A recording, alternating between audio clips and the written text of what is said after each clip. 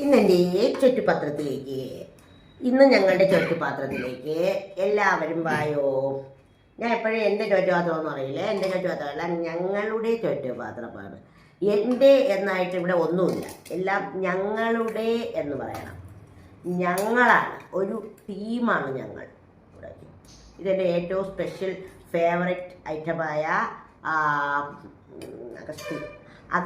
അഗസ്തിപ്പൂ എന്ന് പറയാം. അഗസ്തിപ്പൂ എനിക്ക് തോന്നുന്നു വടക്കൻ ജില്ലയിലെ ആൾക്കാർക്കൊന്നും അറിഞ്ഞൂടെന്ന് പറഞ്ഞിട്ട് അറിഞ്ഞൂടാട്ട.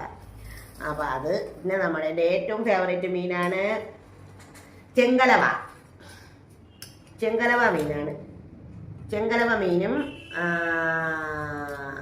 ചോറും. ഇത് മതി. ഇതാണ് എൻ്റെ സന്തോഷം. മതി വേണ്ട. രാവിലത്തെ സാമ്പാർ വേണമെന്നാണ് അമ്മച്ചി ചോദിച്ചാൽ. ഇത് ഫിഷ് ഫ്രൈ, ചെങ്കലവ ഫ്രൈ.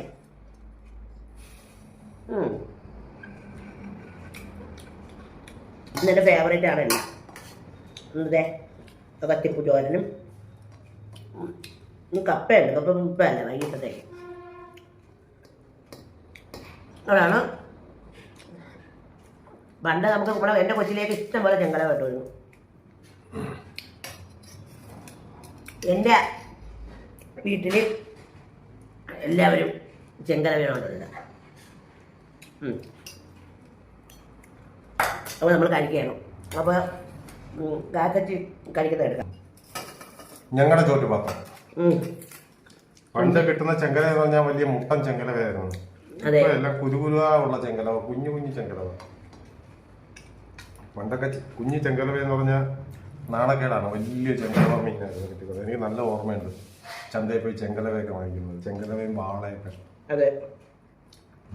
അപ്പം അതാണ് അവസ്ഥ. അപ്പം നമ്മൾക്ക് പറയാനുള്ളത് ഞായറാഴ്ച സ്പെഷ്യൽ ചോറും കറിയും അഗത്തിപ്പൂ കൊണ്ടുള്ള തോരനും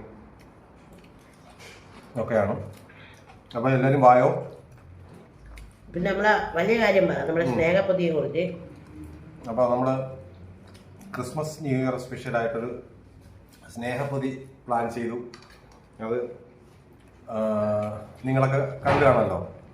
അപ്പം അത് നമ്മുടെ യഥാർത്ഥത്തിൽ അർജന്റ് എന്ന് പറയുന്നവർക്ക് അയച്ചു തുടങ്ങിയിട്ടുണ്ട് കേട്ടോ. അർജന്റ് അത്യാവശ്യം വേണം, സർപ്രൈസായ ഗിഫ്റ്റായിട്ട് കൊടുക്കുന്നവർക്കൊക്കെ ഇന്ന ദിവസം അവിടെ കിട്ടണം എന്നൊക്കെ പറഞ്ഞ് പലരും പറഞ്ഞിട്ടുണ്ട്. അവർക്കൊക്കെ നാളെ അയക്കും. അപ്പം അങ്ങനെയാണ്. അതിനകത്ത് മെയിൻ ഒരൈറ്റം ഇതാണ്, ബീഫ് ഇടിയിറച്ചി, പോത്ത് ഇടിയിറച്ചി. അത് പക്ഷേ നമ്മൾ ഇത് പാക്കറ്റും